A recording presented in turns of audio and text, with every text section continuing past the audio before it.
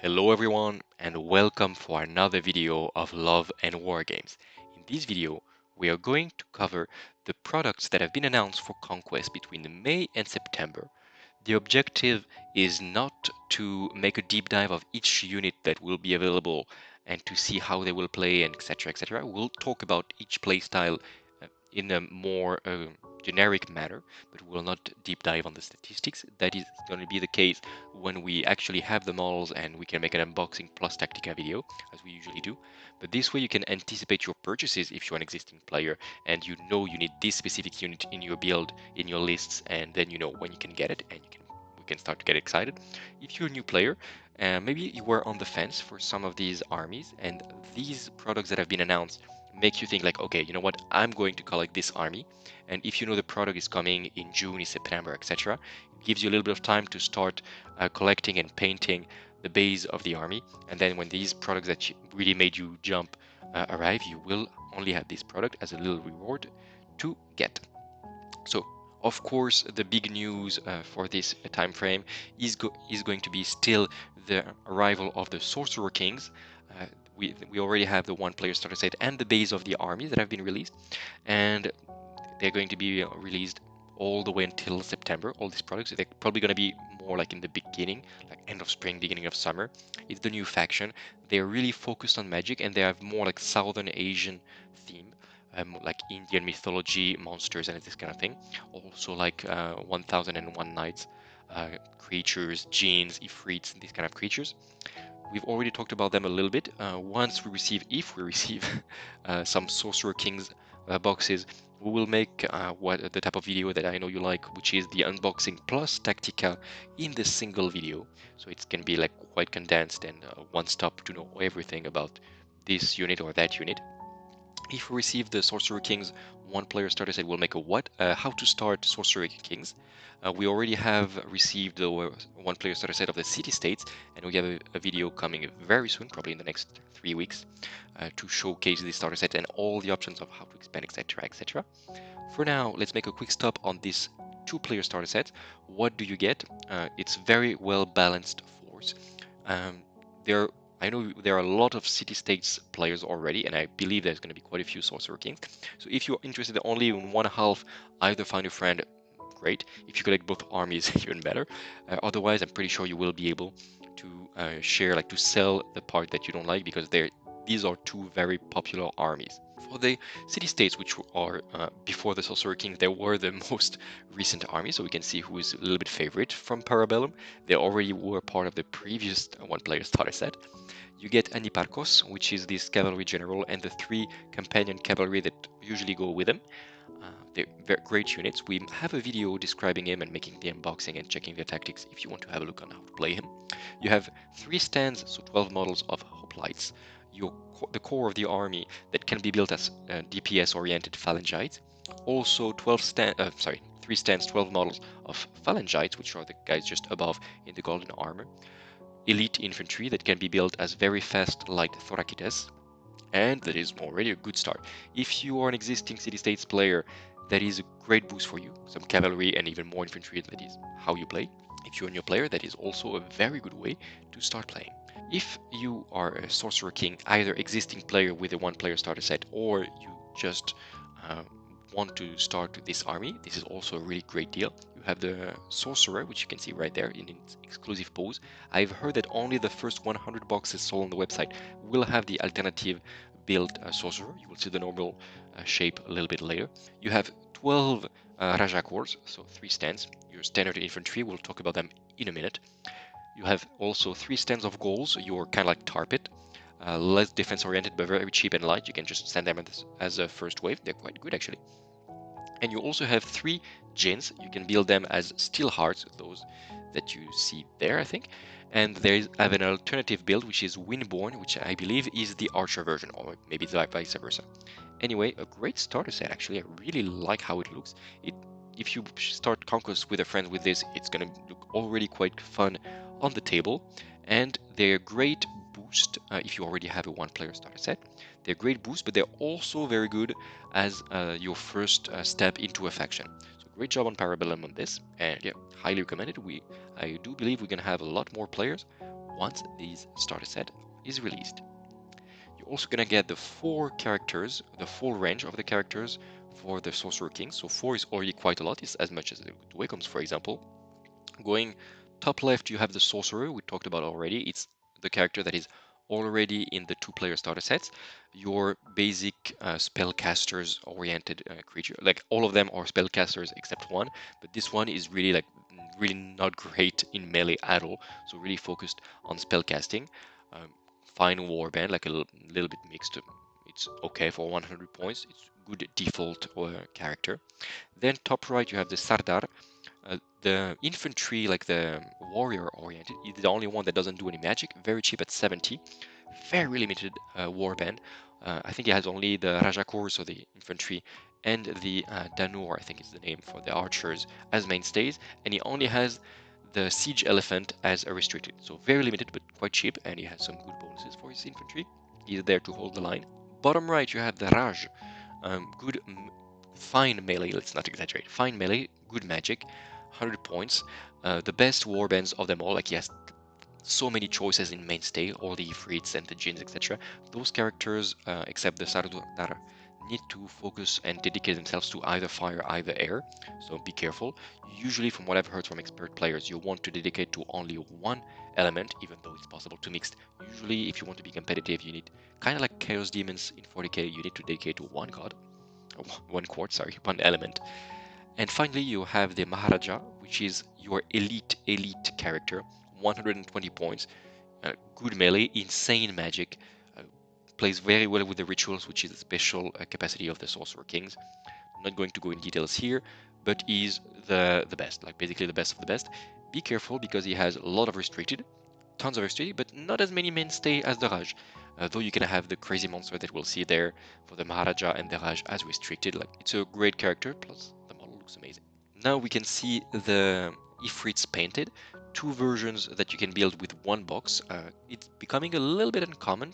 Well, they said they wanted to step away from these 2 units in a single box method, but this is how it is now.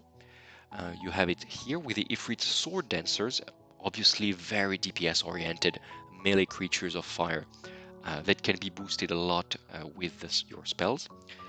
These guys, first of all, they look amazing. They've been painted great, and yep, if you're a painter, you're gonna have so much fun with those.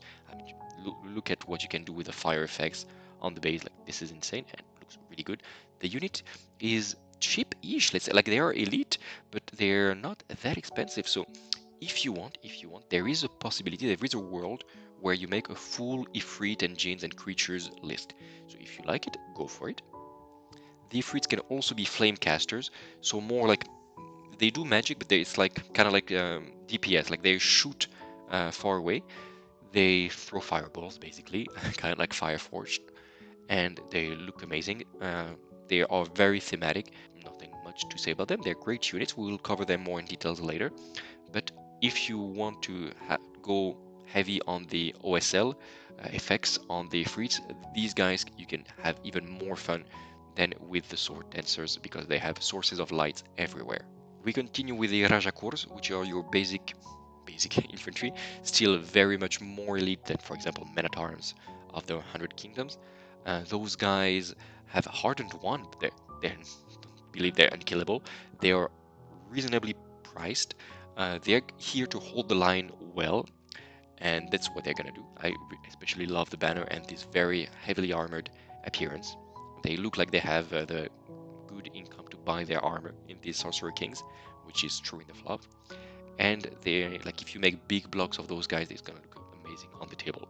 We'll talk again more of the playstyle later.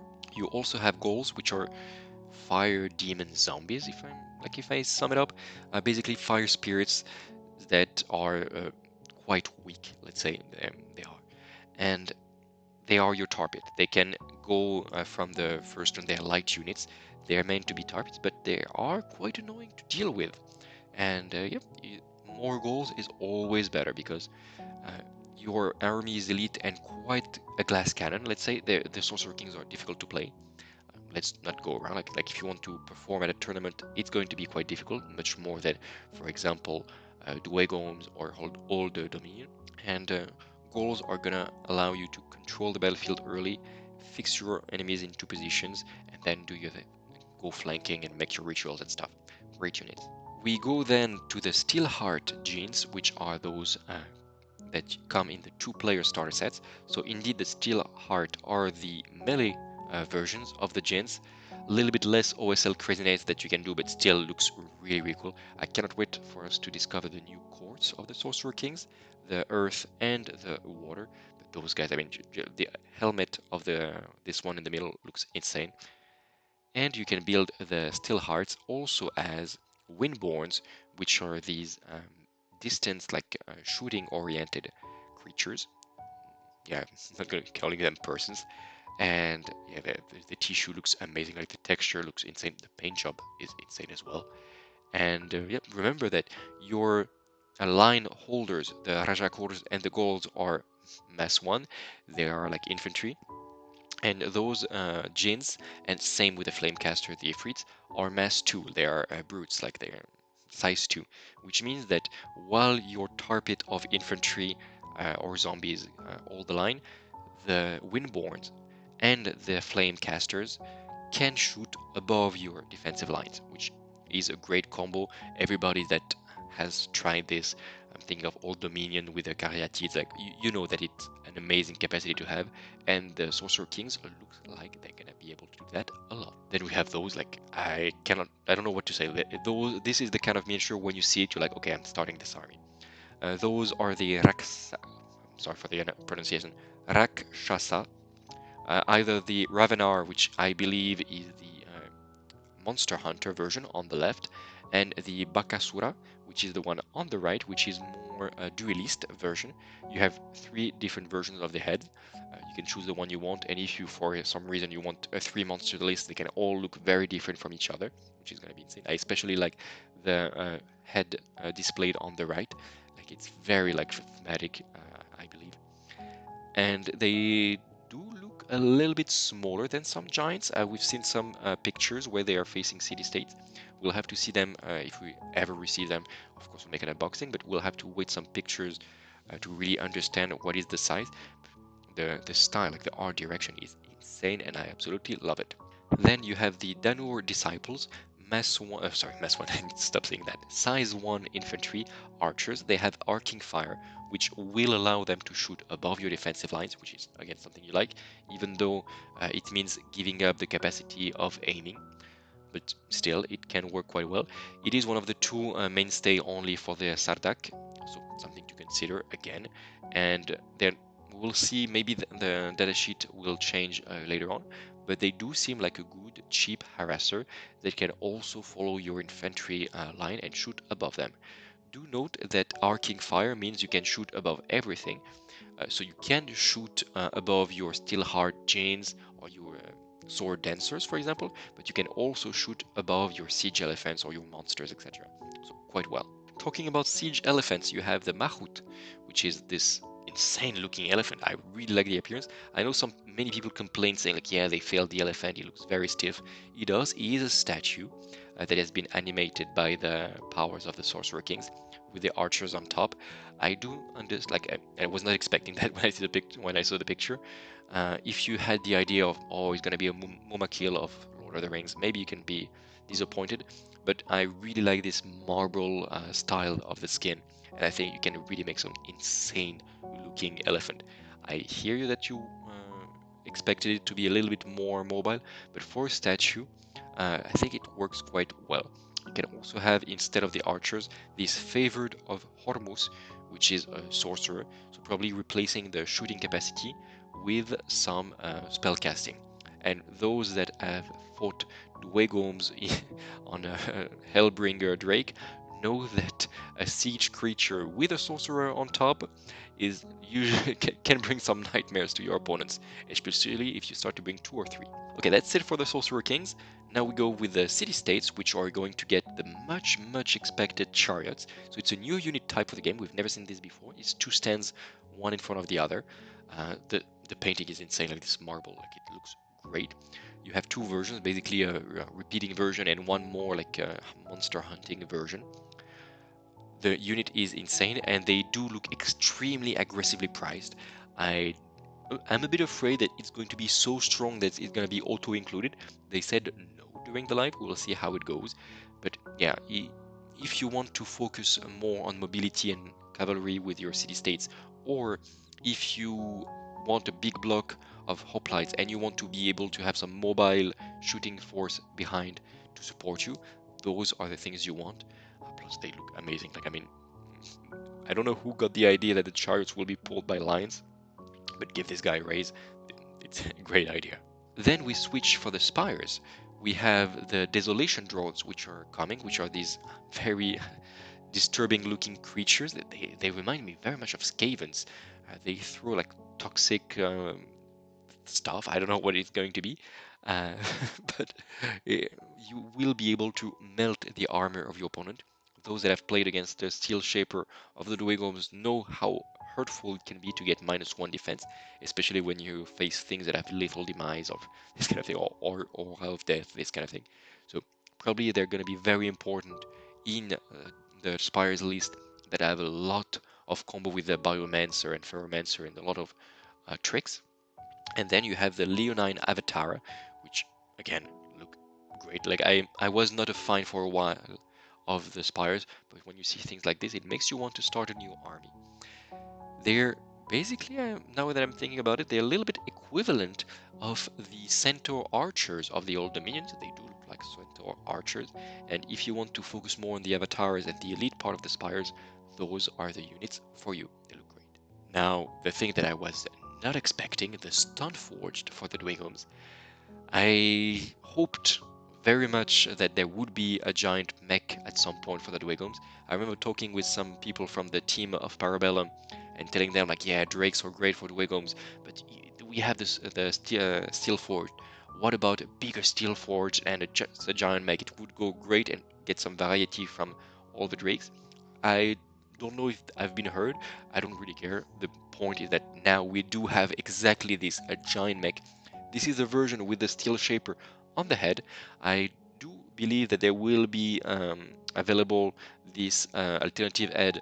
So if you don't have a rider, don't have a steel shaper, you will be able to have the head, like probably a giant dwarf head for this guy. I cannot wait for having this. I'm really hoping we receive this. If we don't, I will just get one anyway. This is going to be the centerpiece for your Dweghom force. I'm a bit afraid that it's going to be huge because look at the size of this guy in the chair. This is going to be huge. I have no idea where I'm going to store this in my little Parisian apartment, but it looks insane.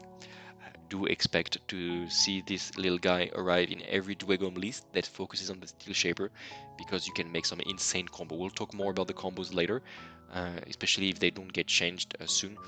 Basically, if you play with a Steel Shaper Warlord, you can boost this guy to be regenerating, get blessed, flurry, like it can be insane. And that's not it for the Dweghoms. We have a dual kit. The long-expected Magmaforged are finally coming. We have heard that the rules are going to change. Right now, they're very tanky, and they do their damage through lethal demise and aura of death. And they have defense 4, resolve 5. They're very tanky. The rules will change. They will be less tanky, maybe, I don't know, defense 3, hardened 1, but more offensive oriented. With these giant axes, I hope they're going to have maybe less attacks, but some cleave 1, cleave 2, we will see how it happens. Very excited. I know some people on the French Discord say like, yeah, where's the magma? I want my Magmaforged to have magma. Maybe put some OSL on the weapons, on the eyes, etc., etc. But I really like that they look very well armored. That's how I imagine my Dweghoms. And then you have actually with the Magmaforged box, but you have the first resculpt for the 5th anniversary, which are the Flame Berserkers. Good that it's them. Like I would have preferred a resculpt for the Ballistae or the Warriors, which are quite stiffs, or maybe for the Thanes, like even more armor or something. But fine that it is the Berserker. They were already looking great, and those guys look even better. So fine. Like we'll talk again more of the Flame Berserkers when we make the unboxing plus Tactica. Like those are units that I've played a lot, the Flame Berserkers, so I can really give you some tips. And last faction that we're going to talk about is the Old Dominion. Two big releases for the Dominion. First of all, the first humans, actually living humans for the Old Dominions, and the only. We have the Hashashins and the Cultists. They are the only one that don't play by the Old Dominion rules. They do have Resolve. They do not have Memory of Old. And So that's a little bit interesting, but they're very much DPS oriented guys. Like they're not tough at all, but they can work really well. The Hashashins are very fast and melee oriented. They have tons of attacks, and the Cultists throw little poison bombs, I guess, and they are the shooty versions of the Cultists. And then when I told you like there are some units that can make you start an army, this is definitely the case. The Centaurs are coming for the Old Dominion. I will tell you, when I saw them on the list of the army, I was like, whatever, I don't care about Centaurs, I'm not interested. I will make some conversions to play Old Dominion because I like this tankiness. That's what I want to play, but I will make conversions. And Centaurs, whatever. But I mean, look at those. The Centaur Prodromi, Prodromi, I think it's the name. They are the melee-oriented version. They do require Memories of Old to really punch hard, and they look great. They are more like the military version, so they go more with the Ziliarch and the Strateros, more in this type of build, and they look good.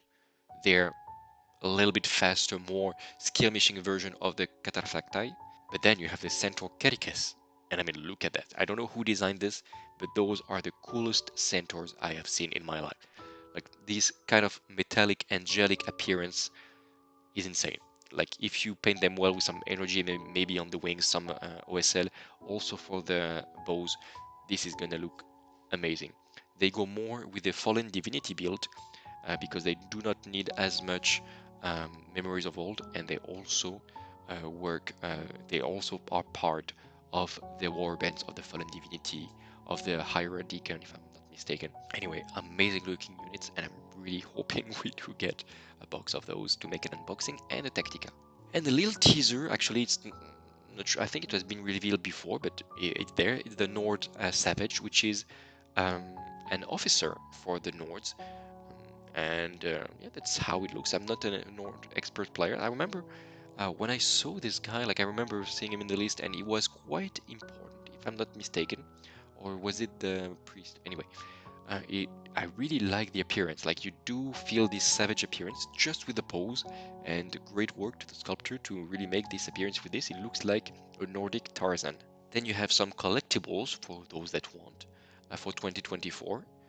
If you do want, they are limited to 750 pieces each. Okay. And something that we really expect is the lore campaign pack. So this, I'm not sure how it's going to be sold, how it's going to work. Those packs, I think there are going to be some rules inside and some storylines, and you can make some narrative campaigns. And there's going to be 2 miniatures. In this case, we're going to have 2 characters that we know from the for those that follow the Living World campaign. I especially follow, because I'm a Dweghom player, I follow the story of the Stone-Faced King. Really great to have this miniature finally, and I have to say it's one of the coolest looking Dweghom that ever appear. Like, I mean, just look at this little ardent thing that he has in the back, plus the cape, plus the hammer and the shield. Amazing peak Dweghom right there. And you also have the 100 Kingdom. I think it's a mercenary, if I remember well, the story of this little guy. I forgot the name, must be written there. Yeah, Eric, sure, indeed. Beaten mercenary commander, yeah. So there was a cool story of this guy, and the appearance is very fun. Of course, you can either play it as what he is. He's probably going to have some narrative rules, but you can also play it as a imperial officer. You can play it as a noble lord. I think it's gonna proxy well as all of these things. Finally, we finish with the miniatures, but there is something more that they're going to sell. It is those STL terrain packs for the 100 Kingdoms, which are basic human buildings. Like, fine, like, great. But also, and this is what I'm excited with, the Dweghom buildings. And this giant dwarven pyramid looks insane. Like, all of this looks great. I know there's been some discussion that those terrains are too generic. They wished it was more in theme with Conquest, so more dark or more desperate. I hear you, but those terrains are so good you can use them for everything. Like you can use them for Conquest, yes, but also for other things if you want. You can still customize it. For the Dweghoms, you can make a lava fountain or some chains and this kind of thing if you want. Otherwise, it's probably some of the best dwarven terrains I've ever seen, and I'm very happy they do exist. Same with the humans. I mean, 100 Kingdoms are a bit more vanilla, but if you want to make some symbols and stuff, I guess you can add them. Otherwise, it's just going to be a basic 100 Kingdom village. Anyway, very excited to see this. I think they're gonna sell as well, maybe through a partner, the physical sculpts of the terrains.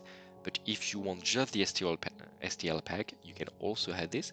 I think it's been announced at 30 euros, which is a great deal for what you get. And later on, so coming soon, so not yet, we don't have any teasers yet, but I'm extremely excited for this. You have the Spires Artisan series for the Lineage Prideborn.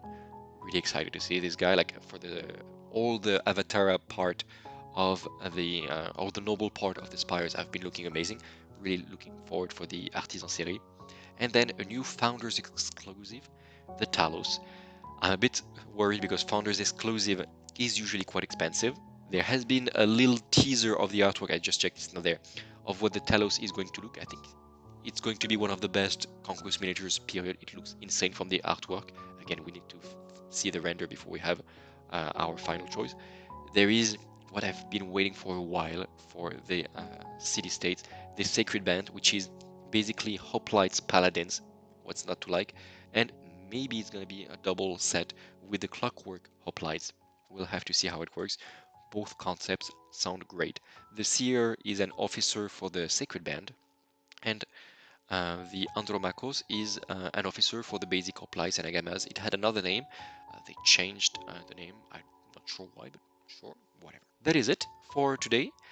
We do have a little teaser. We know that they are going to refresh all the First Blood starters. There is a little teaser of for the one for the Sorcerer Kings. Just be careful if you want to buy a one-player starter set for First Blood, do it now because it is going to change. Most of them are really good. Maybe they're gonna get even better, yes, but maybe not. Right now, I've seen on the website the two-player starter set for First Blood with Wadrun and Old Dominion is in a discount. It used to be 180 euros. It is now 150, which is great, good discount. And if you use our code LOVE10, you can have minus 10% on all the products of the Parabellum eShop, which is great. It means from 150 it will gonna be $135 or euros, and then you get free delivery, which is a great deal. And plus, it really helps the channel.